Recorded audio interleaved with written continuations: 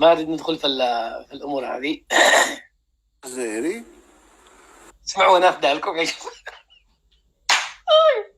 تهيئوا المواطن الجزائري. هذه قوية قوية قوية. قوية قوية. القولون العصبي الآن فك لي شفرة، فك لي موضوع العصبية عند المواطن الجزائري الآن، فك لي طلع القولون العصبي من كثر البقوليات. اسمعوها. ما بين المغاربة بصفة عامة. حلو انه وصفكم مغاربه. شوفوا لا تنسوا عندما نقول لكم اصولكم مغاربه، نقول لك ما المواطن الجزائري الاول ما بين المغاربه. شوفوا عندما نقول لكم اصولكم يعود الى المغرب، الى هذا المملكه التي كانت موجوده. سبحان الله ينطقوا. هو طبعا كلها كان اسمها المغرب، وكان هنا الاصل، وانتم كلكم فروع كما نقول لكم. وحلو انه قالها بلسانه تبون. ايوه خلينا نرجع. ما بين المغاربة بصفة عامة اها هو اللي يستهلك أكثر العدس. العدس. العدس طالعه من تبون مثل العدس. العدس. الله العظيم يا اخي، عندما رئيس دوله يجي ينظر لك في العدس فانت امام رئيس كارثه. انه تبون ناوي يقتلني يا جماعه. العدس خرجت منا يا جماعه كانه بقى عدس ابن الذين. اسمع نرجع من الجد. لاحظوا كلمه العدس. ما بين المغاربة بصفة عامة هو اللي يستهلك أكثر العدس. انا افدان العدس. انا افدي العدس حقك يا تبون. من عدسها. ايوه كمل. يستهلك الفاصوليا، البقوليات اللي تنفخ القولون. ايوه. وفي الصيف هذه ما لا تستهلك. كيف يخلق لي أزمانة في اللوبيا والروز والعدس؟ اللوبيا والعدس يعني انا ما يعني هي لا تستهلك في الصيف. انتم متى تاكلوا البزاليه ولا؟ يا اخي ممكن تاكل صيفا وشتاء. هي بقوليات يا تبون. مالك انت؟ من قال لك ما تاكل في الصيف؟ من قال لك اني ما تاكلش في الصيف يا صاحبي؟ الله يهديك، تاكل صيفا وشتاء. ولا انا غلطان يا جماعه؟ ازمه العدس يعني انا بصراحه الثقافه العدسيه هذه والبقوليه انا ما فهمهاش. تبون مثقف، تبون عبده فيش يعرف كل شيء. حتى في العدس يا اخي خطير، يعرف متى تؤكل في الصيف ولا في الشتاء. والله انا لا اعلم، بس خلونا نفهم ايش حكايه العدس، لانه حتى العدس فيها مؤامره. لاحظوا نظريه المؤامره، وان هناك من يفشل، وان هناك من يريد ان يفشل الرئيس، موجوده حتى في العدس. يعني شيء فظيع، شيء هائل. يعني هذا العدو الكلاسيكي، العدو التقليدي للجزائر، مركز حتى على العدس، حتى على العدس واللوبيا. العدس واللوبيا من ضمن مخططاتهم 2021 و2022. مثل ما انه يحطوا في خططهم انهم يحرقوا، ويحطوا في خططهم انهم يعملوا الارهاب المناخي. الارهاب المناخي يرهبوا الجزائر مناخيا. يرهبوها مناخيا ويعطشوهم. ايضا هناك من ضمن الخطط العدسيه لافشال العدس واللوبيا وكل شيء.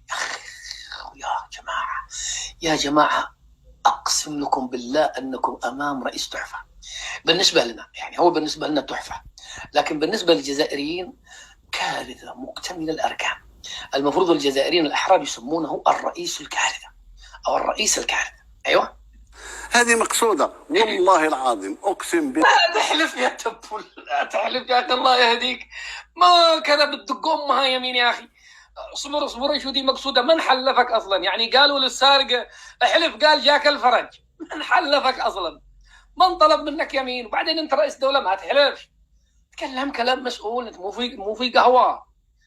اقسم لكم بالله مقصوده، قسما بالله مقصوده هذه حق العدس واللوبيا. مقصوده.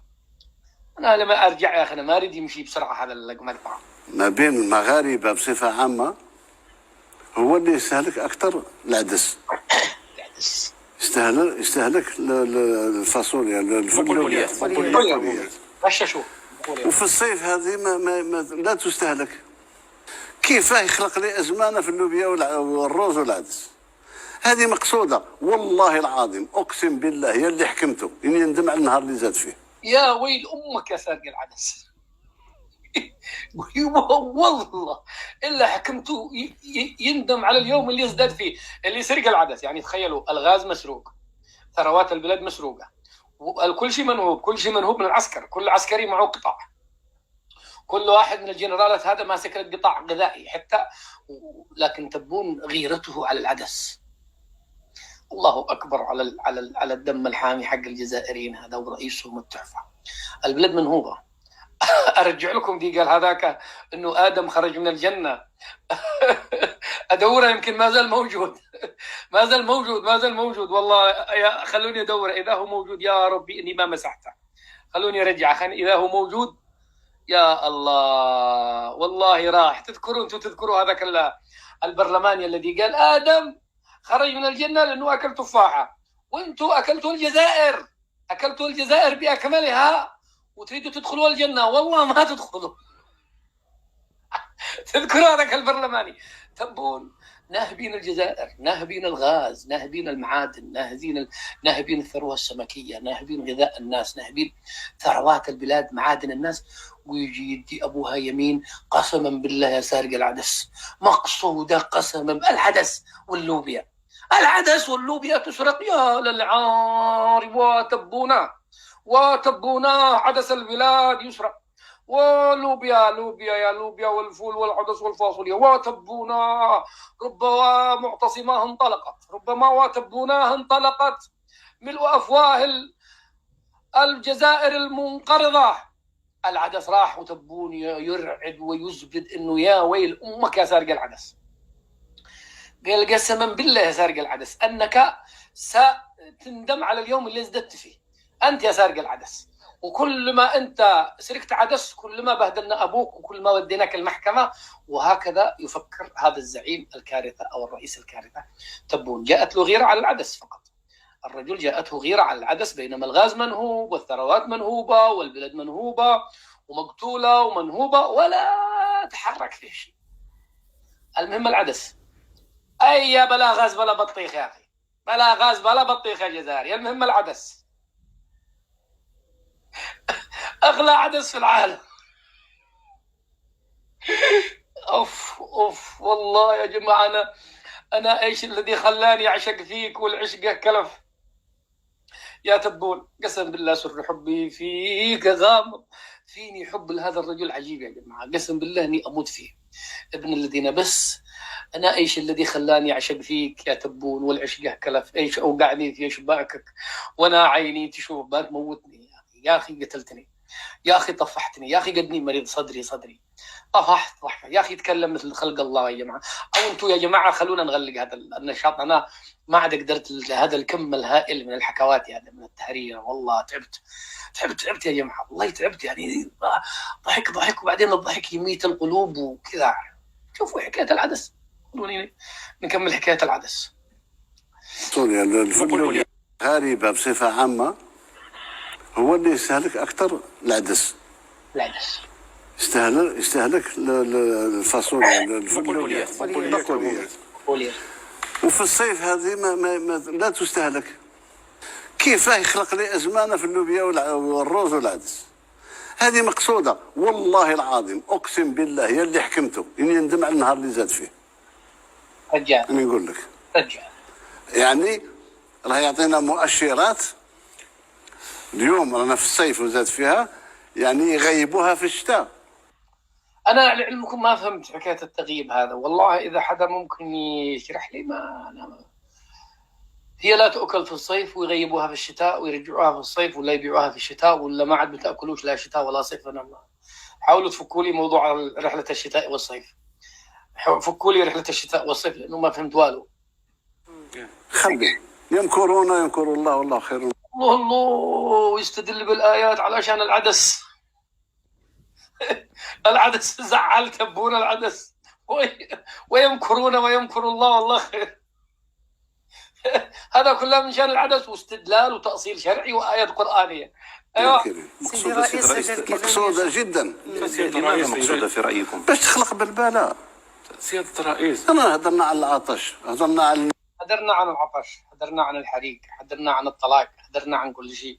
والآن وصلت المسألة إلى العدس. يا عدسة، وصلت القطة العدسية عشان يعملوا بلبلة عن طريق العدس. تخيلوا الغاز ما يعمل شيء بلبلة، الغاز لا يعمل أي بلبلة، لكن العدس واللوبيا البقولية تؤكل في الشتاء. أيوه، هو قال أنا ما فهمت الشتاء والصيف، والله ما فهمت يا أخي. يمكن لانه عندنا في بريطانيا لا نشعر بالشتاء والصيف، انتم عندكم شتاء صيف، احنا اليوم عندنا برد، انا لابس اليوم جمبه. ايوه، المجهودات تاع الدوله باش توفر الماء. الناس نساو باللي كانوا يشربوا الماء المالح، اليوم راهم غضب والماء وهذه، وغضب في النقل، وغضب في هذه، وغضب. غضب لا تغضب، غضب القولون العصبي، القولون امنع عنهم العدس ويروح الغضب كله. ما تصدق هذه الثورات خلاص فهمنا طبيا الان، فهمنا لماذا الانسان الجزائري سريع الغضب، طلع من القولون العصبي حقه ذراع سحاره حق الجزائري، نغدده لا ما يخليها هكذا مثل الثوره الهائج من كثر اكل العدس. ايوه، خلق غضب.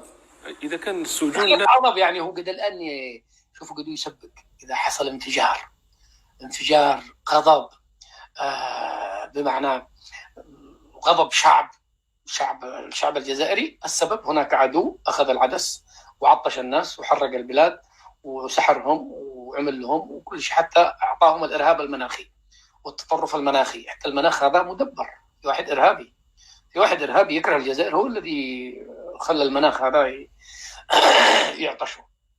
التطرف المناخي والارهاب المناخي كل هذه اسلحه فتاكه. الغضب عشان لا تغضبوا، ما في عدس، ما في ماء، ما في شيء، في عدو خارجي هو السبب، وليس فشل تبون. لا تفهموا غلط يا جزائريين، واضبطوا القولون حقكم، واضبطوا. ليست عبرة بالنسبة لهذا. خليهم بدهم بيلمحوا للعدو العدو التقليدي، تعرفوه انتم. ايوه، اللي يخاف على عائلته وخاف على شرفه، لا شرف ولا بطل. مبدئيا ما يديرش هذه الامور هذه يا اخي روح، حتى ولو ما فيش السجن. الله يخرج، خاف ربي. يا مؤمن، انا افدي تبون المؤمن. قلت الفقير والبسيط اللي ما يخافش ويطلع حسابات، يقول انا خلي يديروا لي في الحبس، وهادو راهم ماشيين، والناس اللي في الحراش غادي يخرجوا ويخرجونا وننتقموا منهم ونديرون. يعني حسابات تاع دراري انت، حساب الدراري. يعني الانسان اللي ما عرفش روحه راه في دوله، والدوله تمشي بالقوانين. الناس هادوك كلاو البلاد ومازالوا طامعين باش ياكلوا. يعني انت تعترف انهم اكلوا البلاد والعباد والغاز، وحتى هو يعترف، يعني ما شاء الله تبون يعترف انه في ناس اكلوا البلاد. وليش يا روح امك ما جت غيرتك الا على العدس؟ ما دام انه هناك ناس اكلوا البلاد، لماذا لو تقول والله من يسرق الغاز الجزائري من العسكر نقطع يد ابوه ويندم على اليوم اللي يزداد فيه؟ انتهت سيفيني لا ريكرياسيون. انا ما تنساش ايها المواطن، عمري ما قلت لكش ما كانش دراهم باش نخلصوكم، عمري ما قلت لك باللي اذا قعدنا كيما هاك ما عندناش باش نشرو الماكله. راني نقول لك السكن ما يحبسش، راني زدت لك في الاجور، راني درت لك المنحه. نهار اللي درنا المنحه تاع البطاله كارثه، لطيف كارثه اقتصاديه. موت فيه. انا والله ما احب اطول عليكم، ولا والله لا نسهر معاك والله الصبح. هذا دوك الجزائر تطيح وصندوق الدولي. الجزائر زادت مات. باش خص الناس الذاكره نتاعهم لازمها تكون ذاكره طويله. ايوه، مش ذاكره نتاع الظرف تاع اسبوع ولا اسبوعين ولا كذا. ذاكره السمكه. واين كنا واين اصبحنا. ألا يالله بنظرة من العين الرحيمة تداوي كل ما بي من أمراض سقيمة. ألا تبون لك يا الجزائر يا لشا. هذا رئيس جزائر، هذا منطق رئيس، هذه كاريزما رئيس، هذه حكاوى رئيس. هذا رئيسكم الجزائري الحر سيخجل أن هذا رئيسه. أنا ذاهب. أيوة، الآن أنتم افهموا الكلام الذي سأقوله لكم الآن. ضروري تفهموا كلكم وتعمموا، والحاضر منكم، الحاضر الذي يسمعني الآن ويراني، يخبر الغائب. أنتم الآن في آخر لايف من لايفات الشرعي تيوب، وسننتقل إن شاء الله من غد إلى الشرعي لايف. اقرأوا لي تحت، أقدر مكتوب عندكم تحت، والرابط مكتوب تحت، موجود تحت في صندوق الوصف، وبحط لكم في تعليق إن شاء الله. مرحبا بكم كمؤسسين وكأوائل في الاشتراك في قناة الشرعي لايف، الذي سيكون لها شأن كبير جدا. لا تتركوني وحيدا، أنا أدري أنكم لن تتركوني في هذا المعركة، وفي هذا معركة الوعي. أنا قاعد أوعي 40 مليون جزائري، قاعد أعمل معهم أي لوجه الله. يمكن هم لن يدركوا كلامي هذا إلا بعدين، يقولوا قال اليمني هذا قال لنا. الجزائريون قبل غيرهم، عليكم أن تدعموا قناتي الجديدة لأنها في صالحكم. المواطن الجزائري الحر، الشعب الجزائري المحترم، المتابعين الجزائريين الذي تروني الآن في قناة جديدة سنبدأ فيها من غدا، وهذه الذي أخاطبكم فيها الآن الشرعي تيوب انتهت، ما عدنا سنعمل فيها، سنعمل في الشرعي لايف. فأتمنى أنكم أنتم قبل غيركم كجزائريين أن تدعموا هذه القناة، الله يزوجكم، لأنها في صالحكم. وبقية المتابعين من المغرب وموريتانيا وليبيا واليمن ومن كل مكان، نريد هذا المنصة تكون منصة محترمة. بيحاولوا يسكتوني، بيحاولوا يوقفوني، بيحاولوا يحطموني، لكني على ثقة أن لدي قاعدة جماهيرية محترمة من خيار الناس، الذي قلوبهم طيبة، والذي ضمائرهم حية، والذي هم دايرين النية مثلي، من البسطاء أمثالي. هؤلاء لن يتركوني وحيدا وسيدعمون القناة. كلكم الإخوة الزملاء اليوتيوبر معنا، مشاهير اليوتيوب المحترمين، إذا تريدوا وتروني على هذا، على الجادة، على الصواب، ادعمونا في نشر القناة الجديدة الذي ستجدونها في صندوق الوصف، الشرعي لايف. ادعوا لنا وإن شاء الله تروا مني ما يسركم، إن شاء الله تروا مني ما يسركم، ونسمر معاكم وتكون لايفات على كيفكم. إذا أنا الآن منطلق طوالي إلى التيك توك، وغدا إن شاء الله بيكون أول لايف على الشرعي لايف بإذن الله. حياتي لكم، وأراكم في رعاية الله وحفظه. السلام عليكم ورحمة الله وبركاته. إلى